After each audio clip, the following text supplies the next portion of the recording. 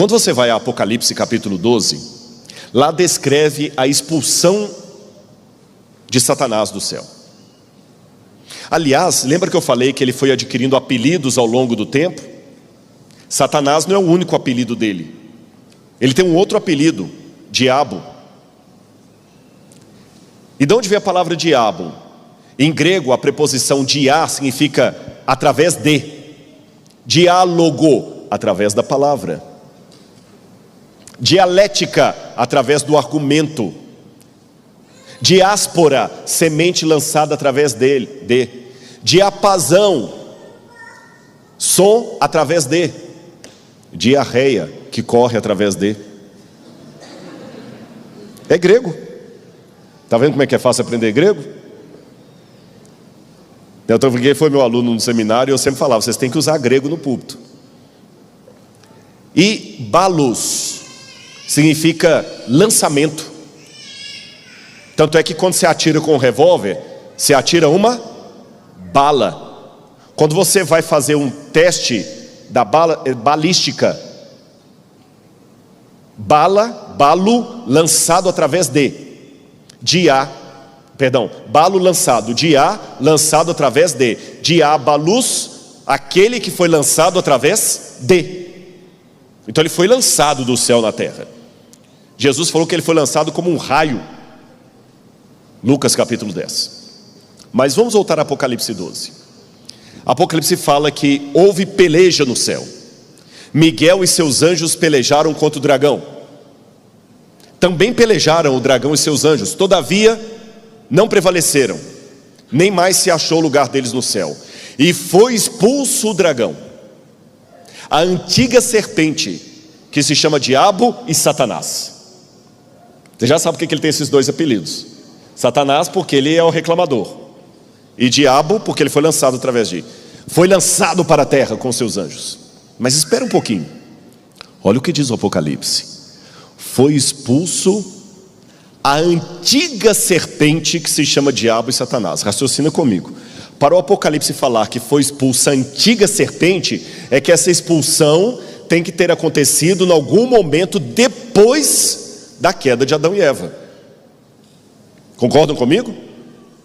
Porque se ele já é expulso com o nome de antiga serpente, é porque ele já tinha atuado através da serpente.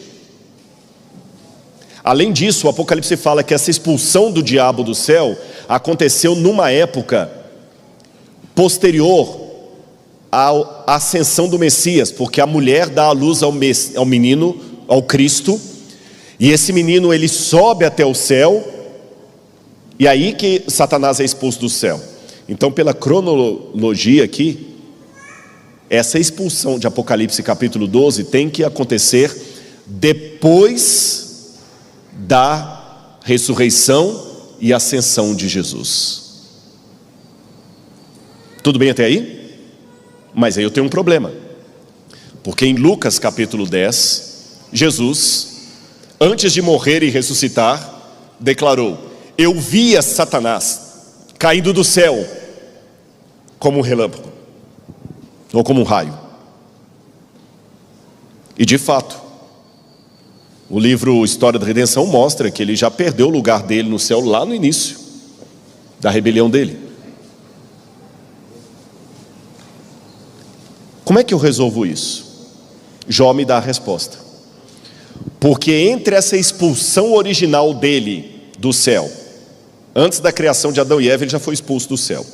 Antes dessa expulsão dele do céu, e essa segunda expulsão dele depois da ressurreição de Jesus, tem o livro de Jó, que fala que os filhos de Deus foram comparecer perante o Senhor, e veio também Satanás entre eles.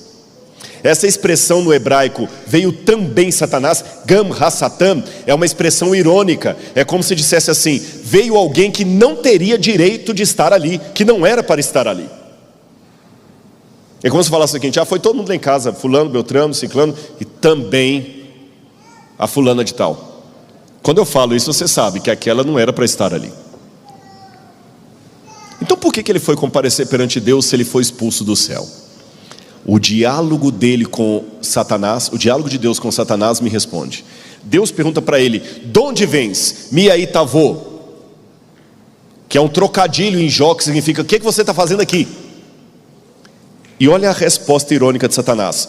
Volte a Bíblia comigo, Jó capítulo 1, versículo 7.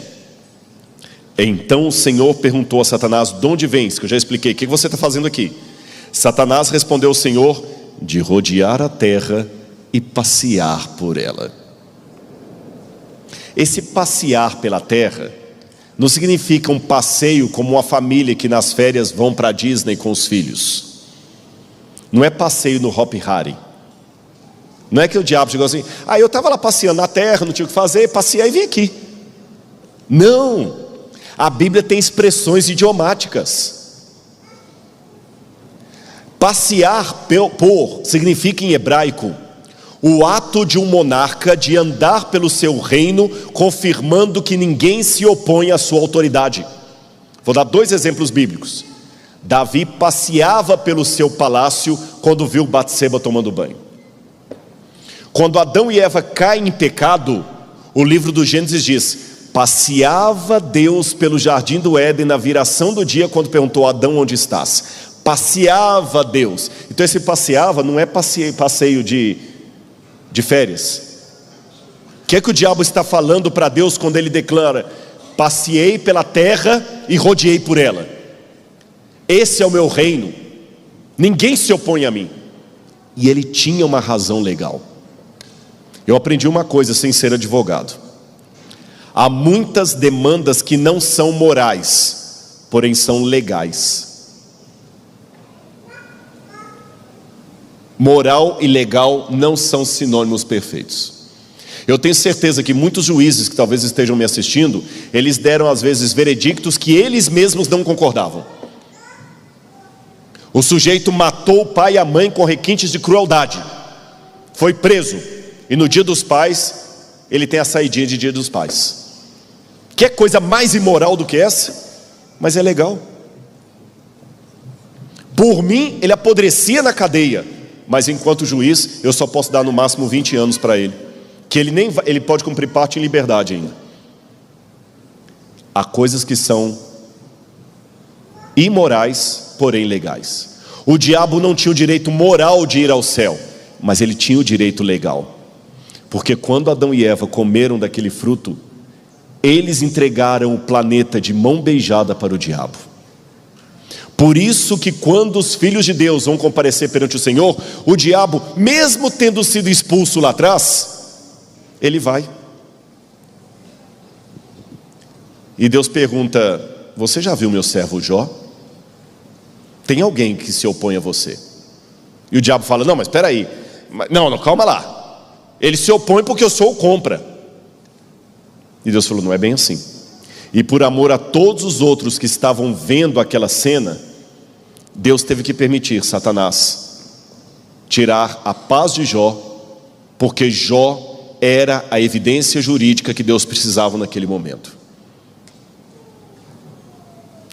O diabo não pode se arvorar o Deus desse mundo enquanto houver uma pessoa que se opõe a ele, mesmo em pecado. Porque se Cristo veio morrer pelos pecadores, a salvação não pode ser obrigatória. Então, enquanto houver um nesse mundo, apenas um, desejando a salvação, o diabo não pode declarar o seu triunfo. Por isso que durante a história, ele sempre tenta acabar com o remanescente fiel. E quando a porta da graça se fechar, Deus não permitirá martírio de ninguém, porque se os 144 mil morrem, não haverá novas conversões, o mundo inteiro estará nas mãos do diabo. Você já parou para pensar que no seu evangelismo você pode ganhar pessoas e anjos para Deus? Porque o testemunho de Jó fez com que muitos vissem o caráter de Deus. A gente fala de dar estudo bíblico para ser humano, Jó deu estudo bíblico para anjos. E Jó começa a sofrer tudo.